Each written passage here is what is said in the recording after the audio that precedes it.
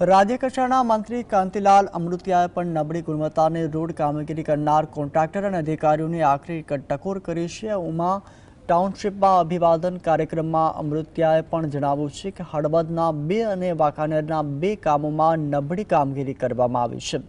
Repairing બાદ સંલગ્ન એજન્સીઓ પણ બ્લેકલિસ્ટ કરવામાં આવશે અને ગુંડાગીરી નહીં ચલાવી લેવા એક જ દાદા હનુમા દાદા છે। પણ પાસા કરીશું અને મકાનો પાડીશું અને ફરી પાસા કરીશું। મોરબી જેલની ક્ષમતા 180 થી 320 કરવામાં આવી છે। 4 કામ નબળા થયા હતા, 2 વાંકાનેરના 2 હળવદના।